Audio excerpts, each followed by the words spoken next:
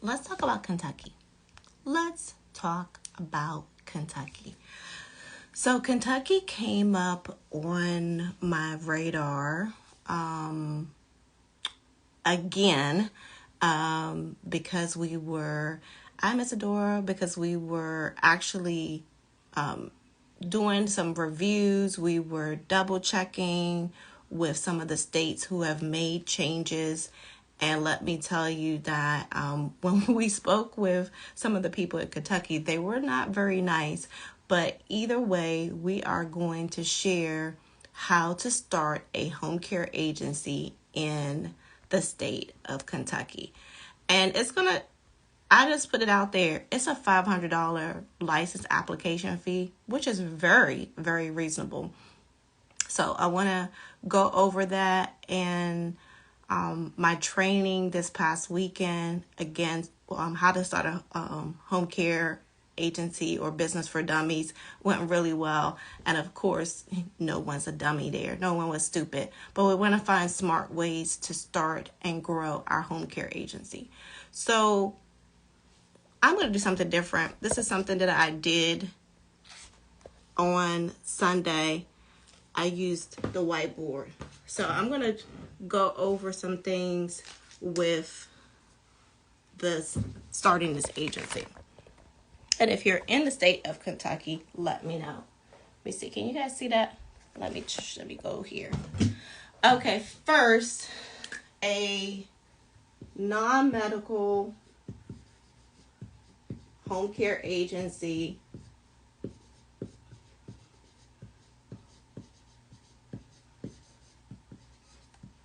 in the state of Kentucky. Can you guys see that? Do I need it? Is that better? Non-medical home care agency in the state of Kentucky is actually called a personal service agency. And I needed to clarify that because someone had reached out to me and she wasn't finding the information for how to get started in her state. And I said, well, it could be that it's underneath a different name. So it's called a personal service agency. So that's the first thing. That's the kind of license that you could have. Oh, thank you so much. I will. Okay, so really quick, I want to, if it's your first time seeing me live, please don't let this be your last time. I am Sean, aka the Savvy Business Chick, helping you to know your purpose and destiny in the marketplace.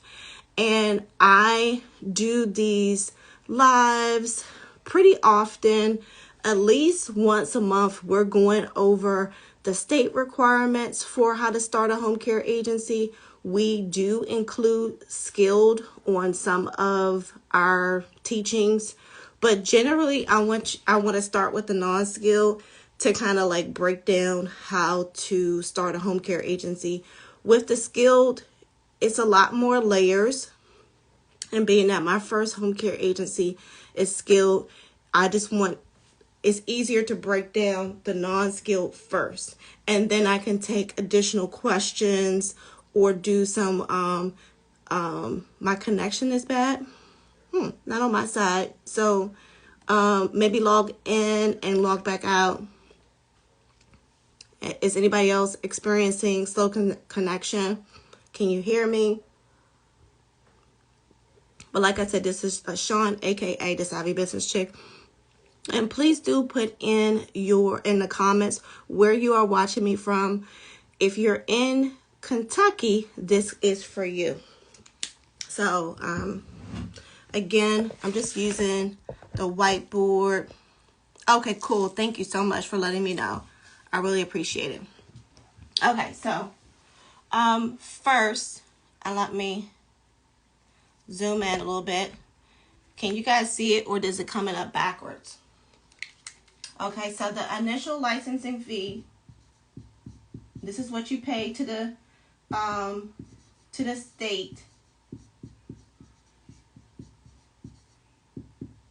is $500. So if you are starting a budget, okay, you're in Connecticut, we actually did a training on Connecticut not too long ago, and we're having, oh, that's glitchy.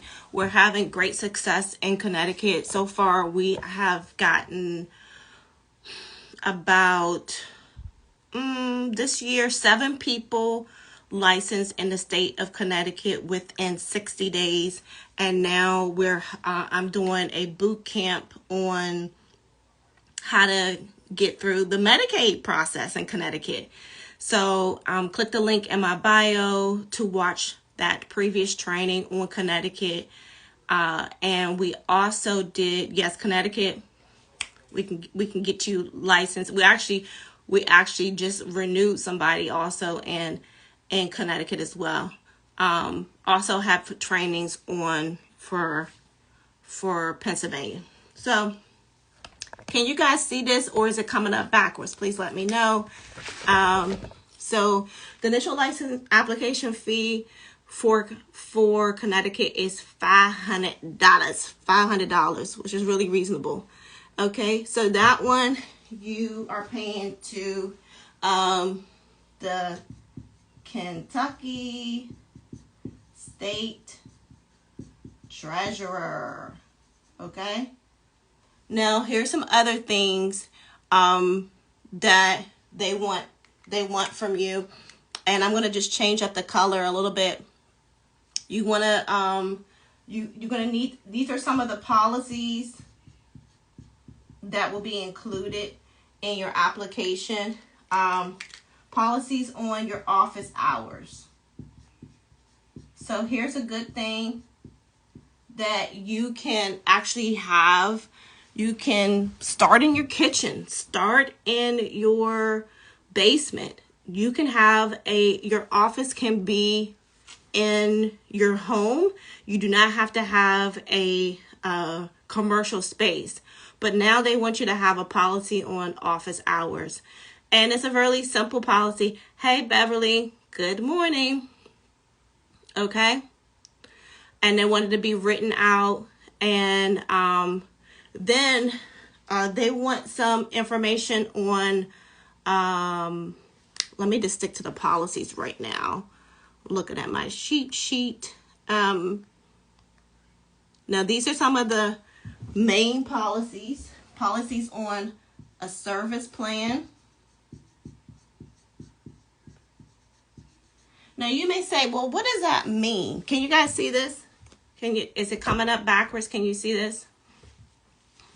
You may say, well, what does that mean to have a policy on a service plan? So this is non-medical. I know you're like, well, what does that mean? So when you actually, I go over this a little bit in my training on the client admissions, my client admissions masterclass.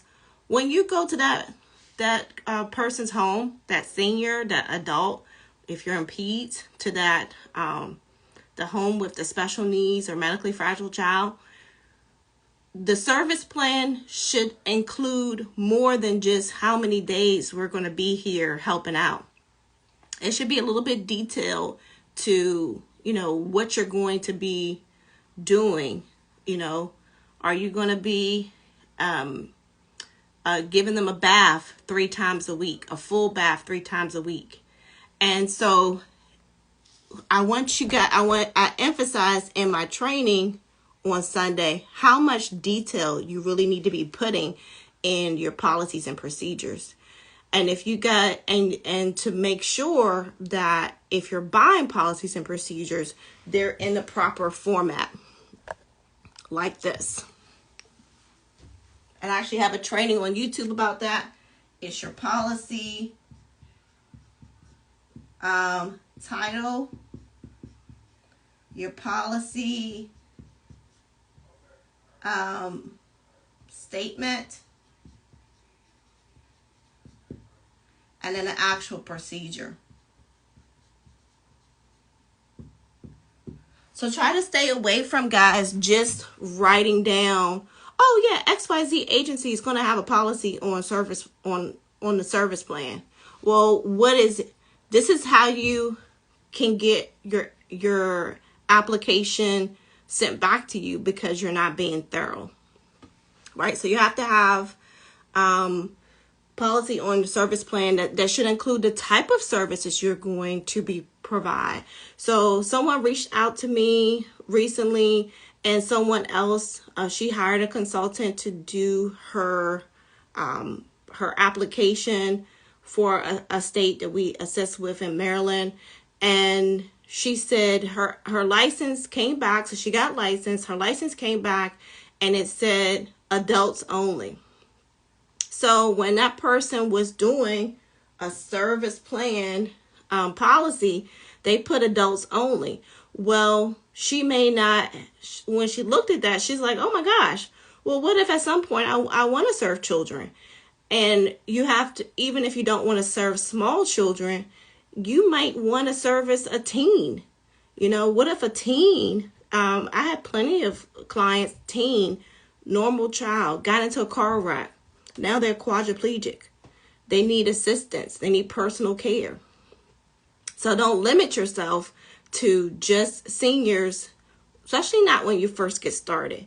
And so that type of things needs to be included into your service plan policy, which is one of the main ones that Kentucky is asking for. And then they also want to see what that agreement looks like, right? Georgia does that too. Georgia, they want to see what your service plan looks like. Your service plan is not only like a plan of care, but it also can include, your contract. Another main policy. Now, just because I put this as a main policy, that does not mean there are not other policies that you should include. It just means that these are the ones that they're definitely going to survey or test you on. Consider a survey as somewhat like an open book test, right?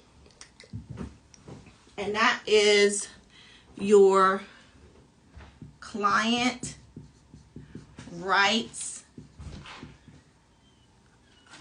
statement. Okay. Now, client rights it's pretty customary in the home care industry. Is things like the client has the right to have their property treated with respect, so they don't have any damages to their home. They have their right to participate and have changes made to their service plan. Going back to that policy, right? They have the right to, make a complaint and not have you retaliate against them. It's almost like 40 things that go underneath the client rights statement. Is actually pretty customary in most states. It's called client rights or patient rights.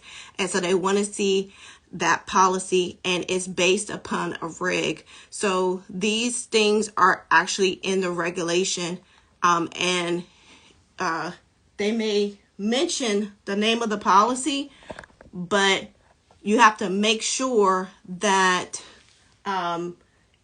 any item that is mentioned underneath that reg is in your policy and procedure. Then here's something that's pretty interesting. You got to have a complaint policy, which is pretty standard. They want a gift and gratuity policy. So they want you to write out, if you have a policy, and they're saying that you should, how caregiver, if your caregiver is allowed to accept a gift or a tip from your client. They pretty much, if they're telling you to write a policy, that means that they do not want you, they do not want that to happen. They did not want that to happen. So I'm going to take a pause here and see if anyone has any questions before I move on.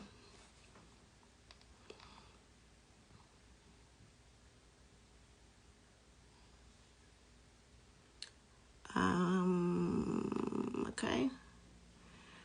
And this is going to be a big one for your staff. Anybody have any questions? I'm running out of space, so I'm going to remove this.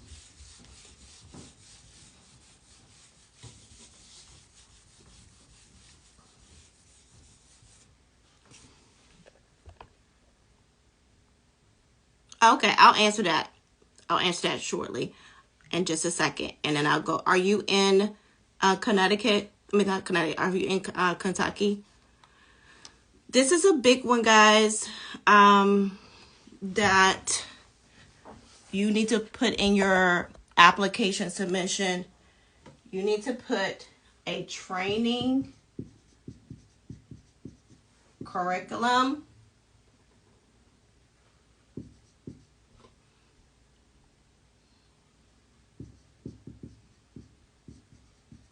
program for your staff. And most importantly, that needs to include a dementia training.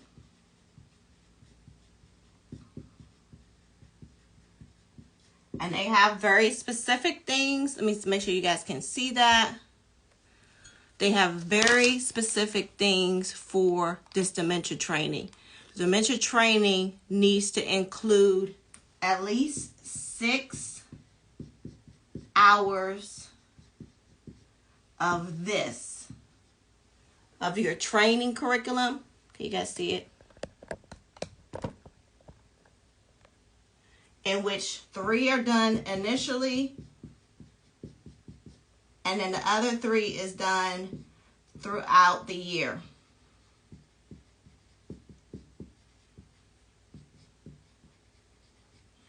Now, when speaking to the state to get clarity on what they are looking for,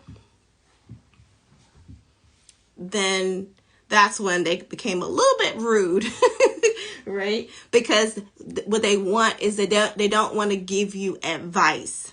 They don't want to give you advice on that. They pretty much said, well, you should contact a consultant.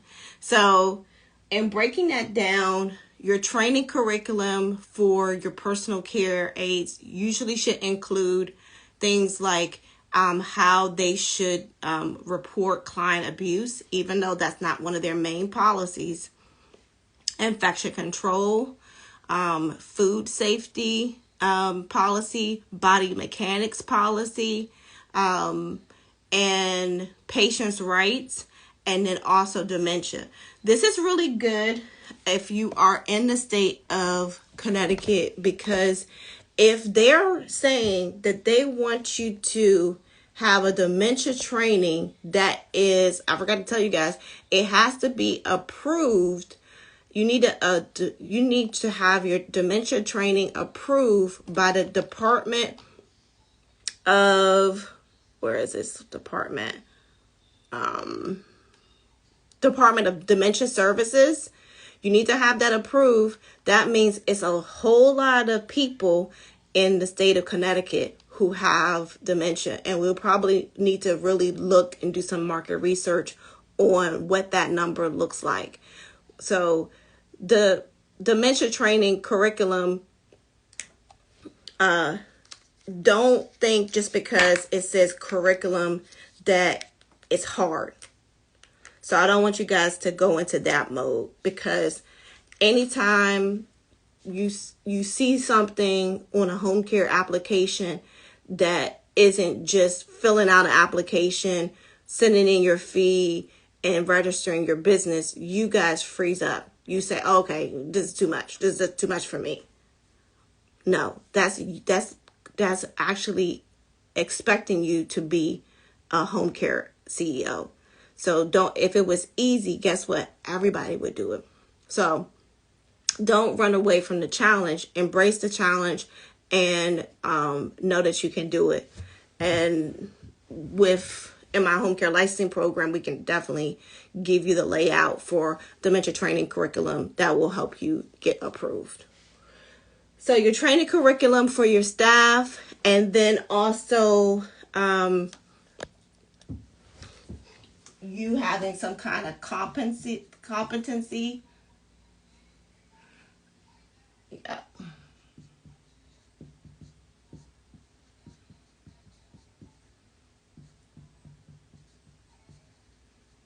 Usually, competency skills evaluation that for home care, home health aides or CNAs, just really has to do with the things. Just look at, take a list of all of the things that are covered under like ADLs. Can that person assist someone getting in and out of a wheelchair? Can that person assist someone with feeding if they are have Parkinson's, or if they're post stroke? So you're gonna have to roll up your sleeves, right, and not be lazy about your policies and procedures and what you're going to submit to the state for this application. And just know that it's worth it. So anything that you do, I want you to do well and know that it's worth it, because you would want that much detail so you can know how to even run your home care business. It's almost a disadvantage to you guys when you're in a state that's not regulated, because you have no guide. I would encourage you guys to embrace the regulations. That means that these are problems that multiple agencies have experienced, and basically now they've put it in black and white. These are the rules. So another thing to consider is that if these are in the regulations and these are things that multiple agencies maybe have experienced, and you are not in compliance, you run the risk of getting sued.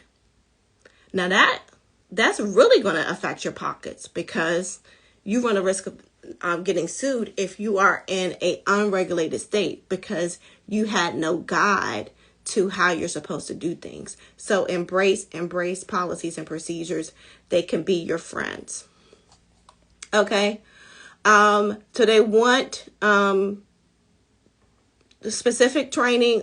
Like I said, that they want you to include reporting adult abuse, neglect, exploitation, even reporting child abuse or neglect, that person understands how to assist someone in the self-administration of medication. Because remember, it's non-medical. And the biggest thing between medical and non-medical really hovers around medication, right? Because if you are a skilled agency, a skilled home health care agency, then you can administer medications. But guess what? You can only administer medications if you're a registered nurse or LVN or LPN, and that requires doctor's orders. But on the non-medical side, we can only assist, and it's usually called, let me see. And I just wanted to address that really quick. It's usually called medication reminders or medication management. Right? Can you guys see that? Medication reminders or medication management. So, technical difficulties. I'm having technical difficulties. That's what I get for using my phone versus my iPad.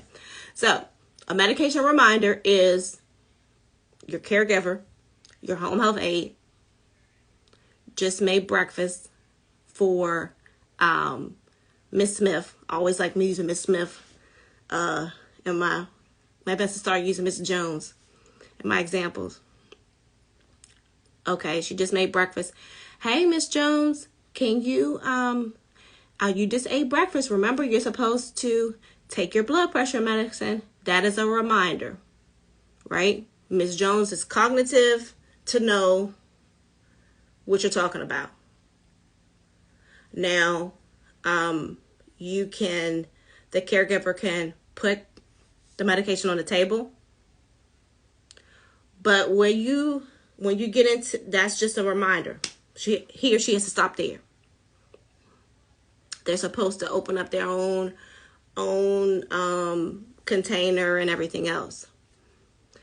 Where you get into medication management, and it's a CNA most of the time versus a homemaker or home health aide. Medication management looks like putting on the table. That's what you do, put on the table. Thank you so much for letting me know. It looks like reminding them, telling them it's time. But now, because I'm a CNA have a little bit different training, advanced training, certified nursing assistants, a CNA. You can bring them water. You can open up the jar. So now I can open up the jar. I can bring you the opened container. I cannot count out 2 pills. Nope, can't do it. But I can open it. I can bring you some water. I can even assist you with putting the water up to your mouth. Can't count it out. Why? Counting is considered administration. Crushing is considered administration. Adding it to some applesauce or some yogurt, you know how our seniors are, it's considered administration. Know the fine lines. Know the fine lines, the fine lines, the fine lines, the fine lines. And so some people say, oh, Sean, maybe I should go take a CNA course so I can know what my caregivers should be doing. I disagree. And you guys know that my first, or my only, I have a mentor now, but I only had one home care mentor. So that's why I'm so big on mentorship. And that's why I tell you guys, everybody else that's coming out saying that they're a mentor, they are copycats because they've been coaches and consultants before.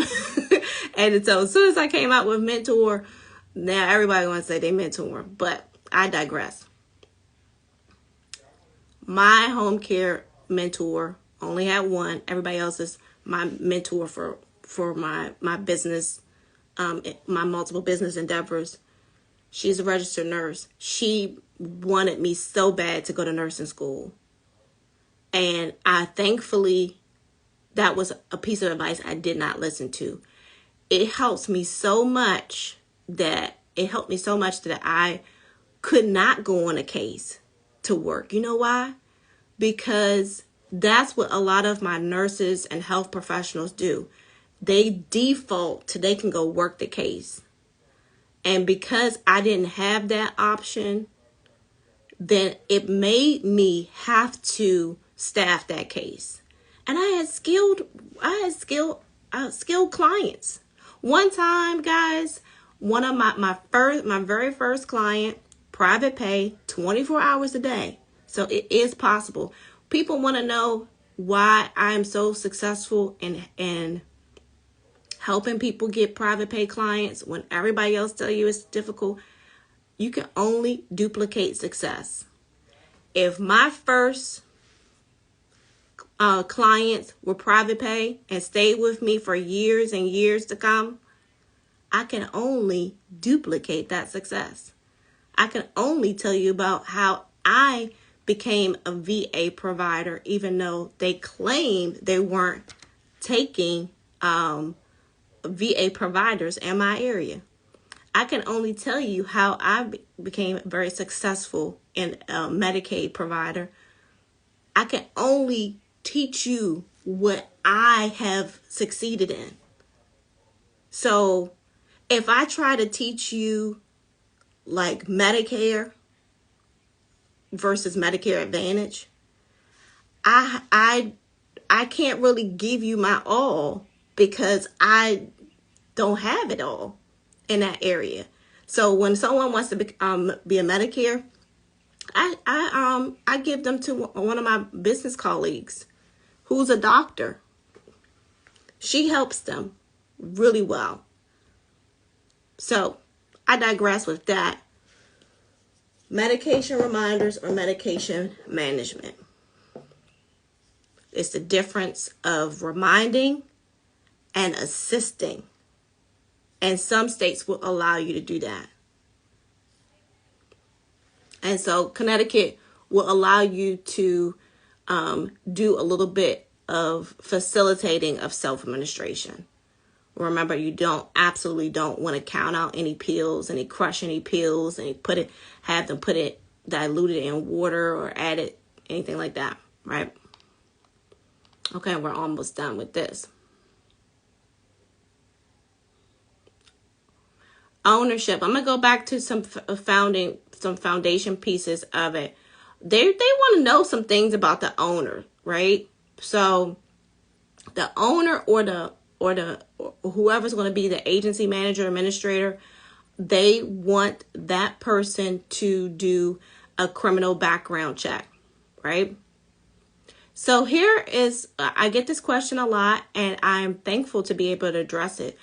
Some people say, hey, Sean, I have a felony. Can I start a home care agency? I say in some states.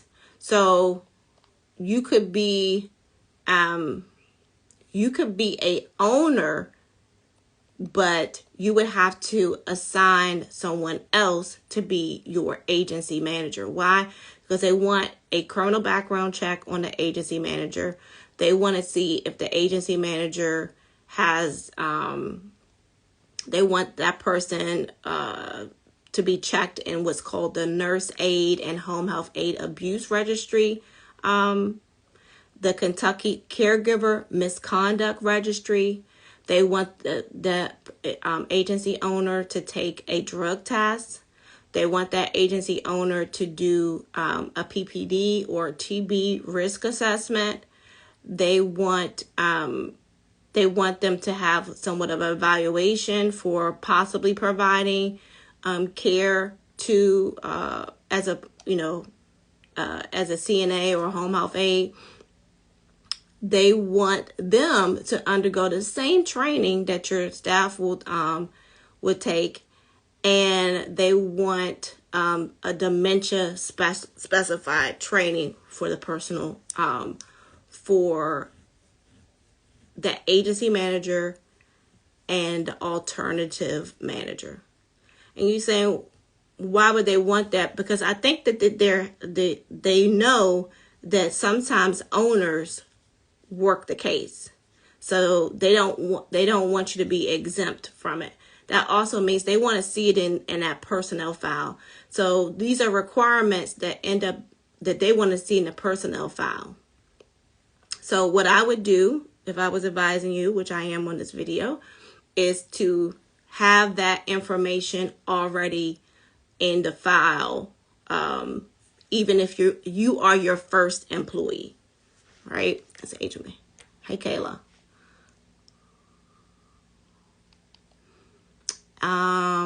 Let me see. 2 more things, and then I'm gonna go over the top cities where you can be very, very successful. Thank you. In the state of Kentucky. Oh, they really want a detailed list. So remember I told you guys that, I called Kentucky trying to get some information. She was a little bit rude to me, the supervisor, but she did give me a checklist. So the checklist is what I'm looking at. And I always tell people I have a cheat sheet. When I tell you I have a cheat sheet, I really do. So this is what they're looking at when they receive your application. I can make that available to you guys after this live. I'll put a link in my bio so you can get this information, including the regs.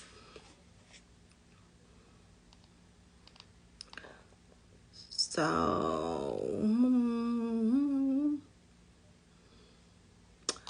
I think that's about it. Oh yeah, the agency manager's responsibilities. So they really want a detailed job description. So now I'm going to go over some of the top cities in Connecticut. Why do I keep saying Connecticut? Please forgive me. In Kentucky. We're talking about Kentucky, not Connecticut. Please forgive me. That you can be very successful with. Bowling Green, Kentucky. Covington, Kentucky. Elizabethtown, Kentucky. Frankfort, Kentucky. Florence, Kentucky. Georgetown, Kentucky. Henderson, Kentucky. Hopkinsville, Kentucky. Lexington, Kentucky. Louisville, Kentucky. Nicholasville, Kentucky. Owensboro, Kentucky. I'm having a hard time with this one. He said, I will tell you. Owensboro, Kentucky. Paducah, Kentucky. Richmond, Kentucky. Now I'm going to give you guys a little bit of statistics on Kentucky. 13% of the population in Kentucky are seniors. Out of those 13%, this is a little bit of statistics. 29 live on their own. Let me see. So let me see.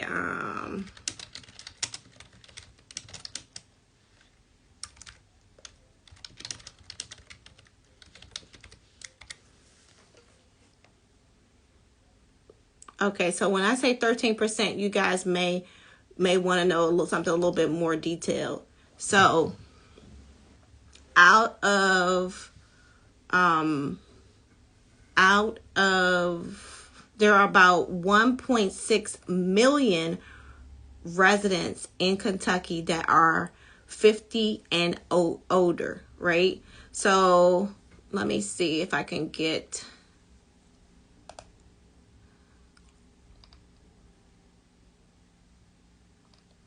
And I'm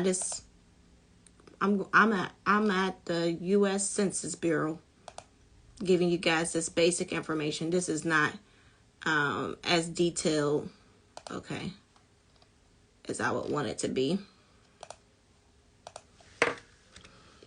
I may do something.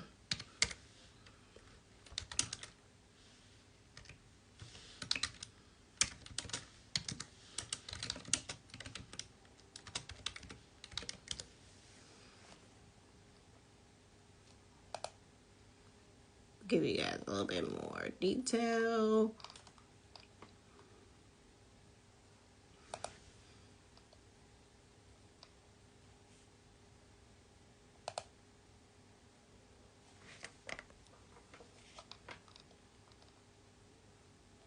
If you know from my previous videos, I really like to give these kind of statistics. So one moment, I'm sorry it wasn't pulled up.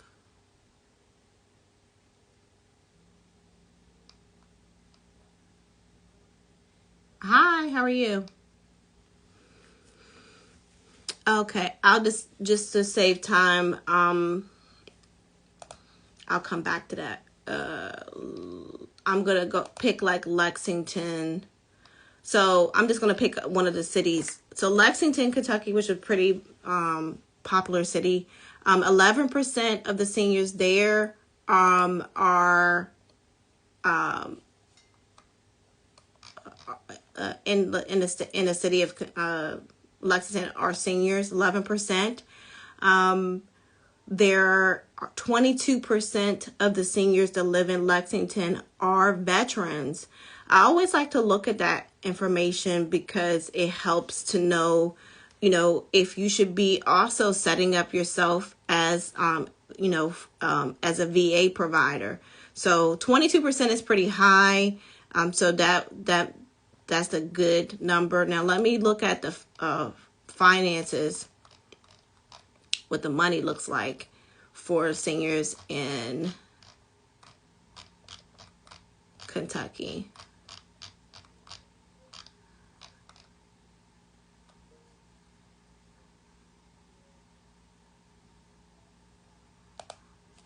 Senior financials. looks like in this city alone, there's about 4,000, a little bit over 4,000 seniors who have a fixed income of 60,000 to 100,000, and then there's 2,900 seniors just in this city alone who have a fixed income of 100,000 and above. This is good to know because when it comes to marketing for private pay clients, you got to ask yourself, can people in Lexington afford your services? And yes, so if you count the 4,000 to 2,900, there's almost 7,000 seniors who are over 65 who can afford home care if you were to charge privately. Let me answer one of the questions about how much are you charging? How much are people charging for home care services? Okay, right now, the cost of for homemakers is about $27.32. Same thing for home health aides. Let you guys see what I'm looking at. So for Bowling Green, it's $27.57. For Lexington, it's $28.41. These are private pay rates. Louisville, $27.32. Owensboro, remember that was a city we mentioned. Now that significantly drops to $21.85. So just know that you couldn't charge, Lexington prices in that area. And then Elizabethtown, which that's $28.96. $27.32. So these 1, 2, 3, 4, 5 are on the radar. I got that information from AARP. So if you're wondering where she got this information from, I'm not going to tell you the site, but I did just give you the information. This comes from AARP. These are people who have fixed incomes, and what it's saying is this is how much they are currently paying right now for private pay in Kentucky. So those are the top areas for in the state of Kentucky. Now, on the other side, we can go to Indeed, right? Let's go to Indeed real quick.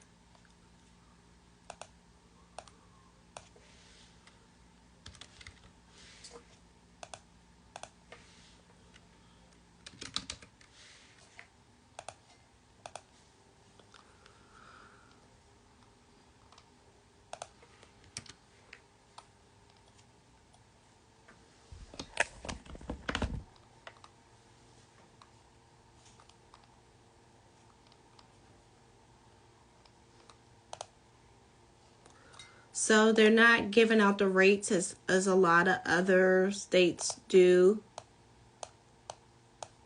So we may have to go search somewhere else. But on another site, it says the average. It says the average salary of a home health aide in Kentucky was $26,000. So we know that that's around $13 an hour. $12.50 to $13,000 an hour. $12.50 to $13 an hour. So let's say that you charge 26. Let's say you don't even charge the 27. Let's say you charge $26 times $26 an hour times let's just do 6 hours, right? 6 hours a day times 5 days a week. $26 times 6 times 5. That's $780 for 1 week. So then it's $3,120 for a month, one client, right? I like to use the 6 hour equation because sometimes you get a client, they only want 4 hours. What happens is that if you get someone that only wants 4 hours, guys, that means they're really new to home care. They know that they need the service, and they're very leery about if your home care aide is going to be there doing nothing, and they don't want to pay for them just sitting around. Just because someone has money, that doesn't mean that they like to blow it. I'm always looking for a deal. People that, are, more affluent than me, they're like always looking for a deal, whether it's traveling, whether it's, in goods and buying furniture or whatever like that. So don't just think because they're affluent, because they have a large income, that they just want to splurge. Absolutely not. So you have to show a good amount of value of what they're getting. And that you also need to show, which is what we cover in my home care marketing boot camp, that the longer they go without your agency, the longer they're going to, the more decline it's going to happen, the more that client's going to be at risk of falling because they're at home by themselves, or other incidents or emergencies. So it's not that you're selling fear, but you just want to let them know that sometimes waiting is not a good idea. So that's $3,100. So let's say we have 5 clients like that at $3,120. You have $15,600 a month. And if you just only had those 5 clients, you would be at $186,200 by the end of the year. Now, I do say that most of let me give you a different equation. Let's say you're doing $27. 27 times 6.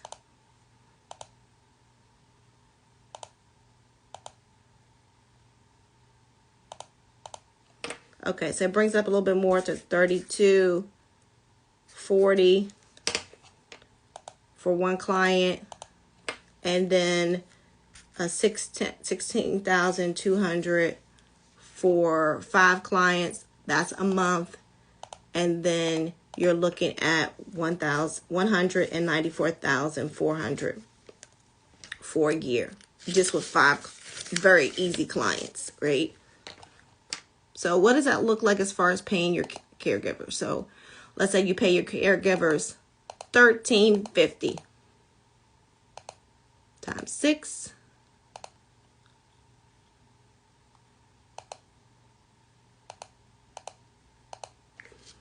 So $16.20 a month to the caregiver.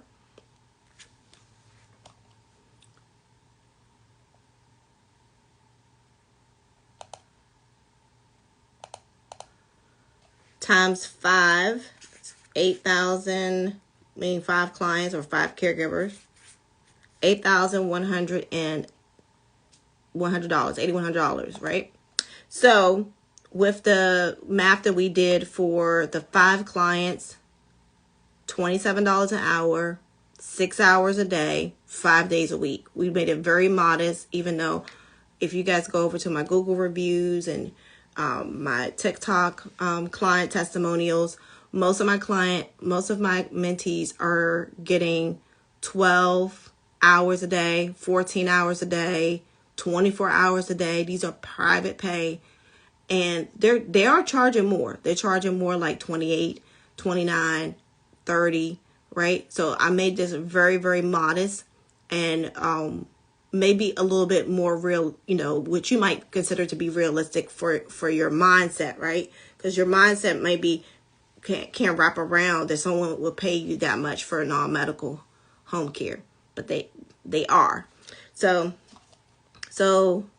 with the 5 clients at 27 $27 an hour, and you're paying your caregivers $13.50, $27 an hour, 6 hours a week, Monday through Friday, for that month is $16,200. So after you pay your caregivers $8,100, you have, wait a minute,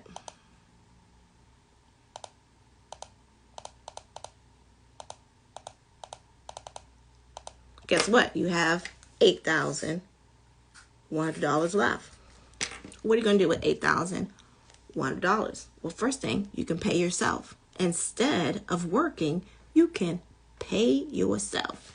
Or as they say, you can do it all by yourself. But no, you can pay yourself. So how much you going to pay yourself? Give me, with that much left over, how much do you want to pay yourself out of that amount? Usually I give a value, but I want to see how much would you pay yourself out of that, because that's what's left over. How much would you pay yourself from that? And then we'll go over some other expenses. How much? No, like you pay yourself $15 an hour, but for how many hours? Because we got to add it into the equation. Or just give me a big number.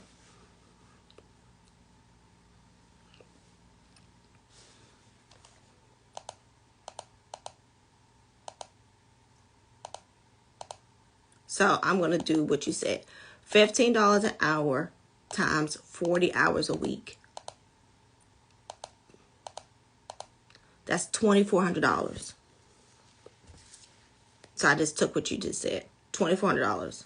Okay? So that's $2,400. That is your guaranteed paycheck. Most home care CEOs, they don't know how to pay themselves. And they take too much of the profit. Okay? Well, you told me 15. You can. I'll do 2 equations. So let's say we get $8,100.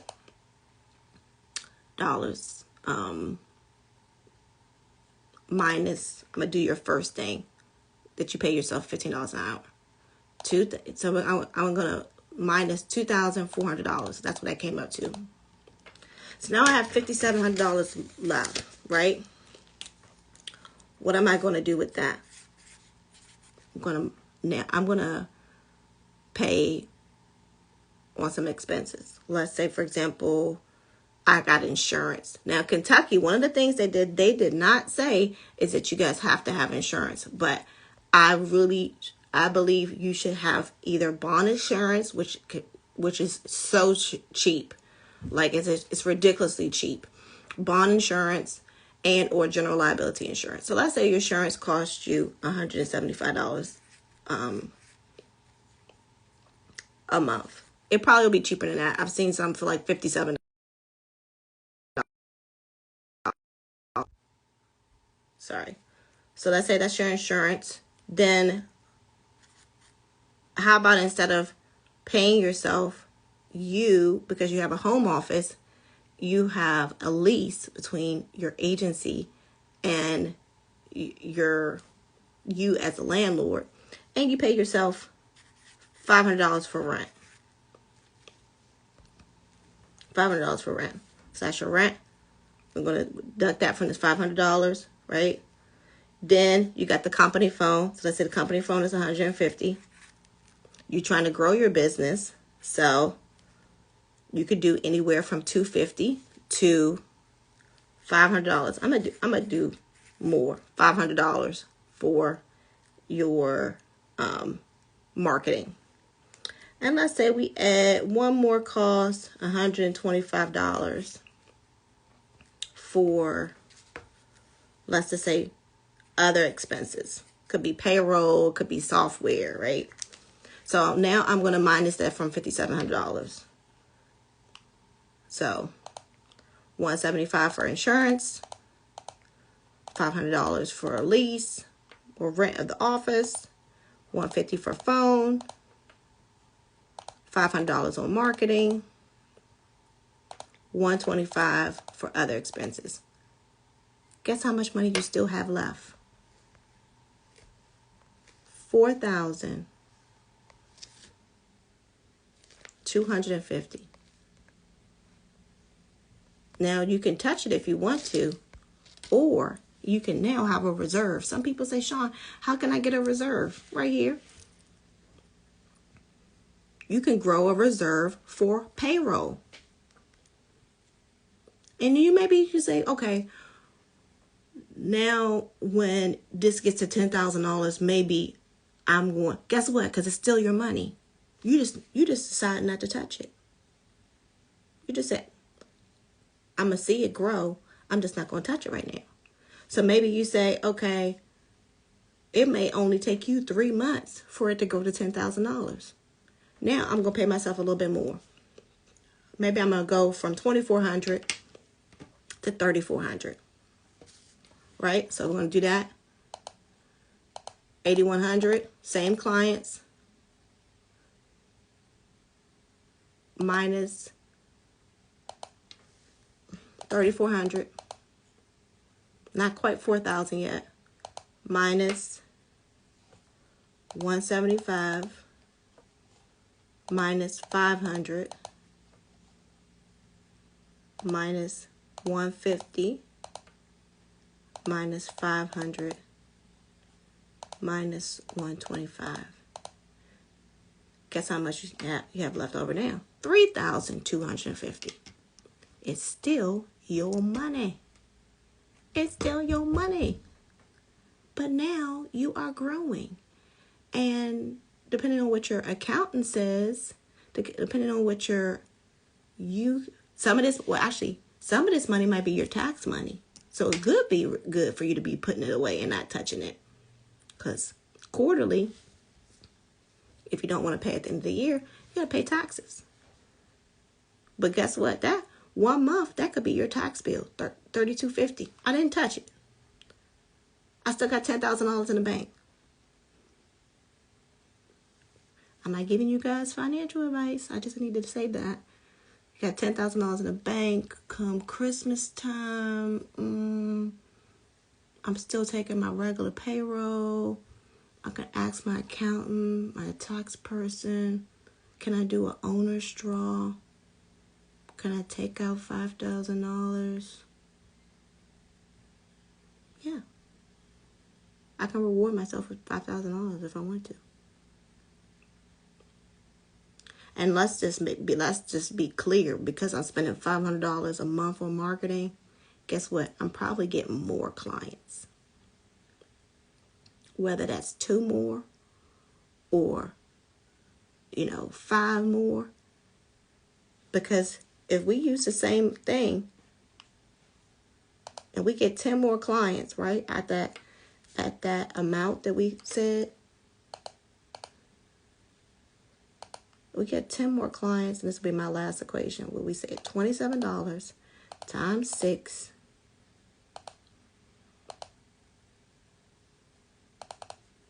$27, 6 hours a day, 5 days a week.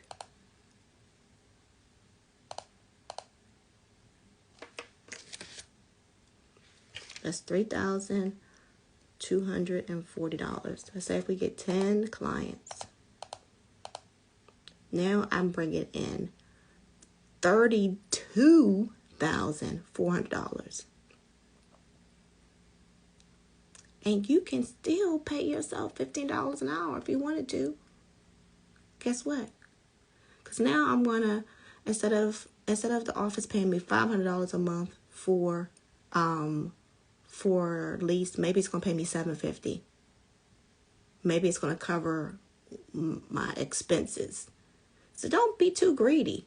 Let's say your mortgage or whatever like that is $2,000, $1,800. You only covering a certain portion of it. That money goes to you, but it can get allotted to you in a different way. Again, I'm not giving you guys financial advice. I'm just telling you what I did when my agency was in my office. And I tell people all the time, the only reason why we moved the agency out of our home office is because I got a really big contract with the county. You guys may or may not know that I serviced 5 school districts, because my agency is started with a pediatric niche, and they said, Sean, we're going to approve this contract, but we need you to be in a commercial real estate. Move so quick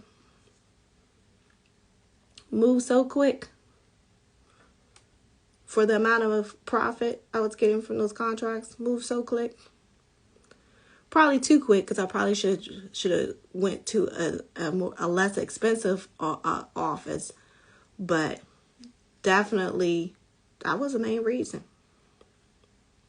Yes, it was definitely a blessing. So as I conclude with Kentucky, I'm going to save this video until Friday. Then I might take it down, guys. And then I want you guys to, if you want any more information on Kentucky, what I would like for you to do is I will have a link in my bio so you can have access to this cheat sheet, this checklist that I got from the state. Because I ended up speaking to the supervisor because we weren't getting any calls back from the main person. And then we would do the regulations. So far we have covered Georgia, Texas, Maryland, Connecticut, Pennsylvania, Virginia, Tennessee,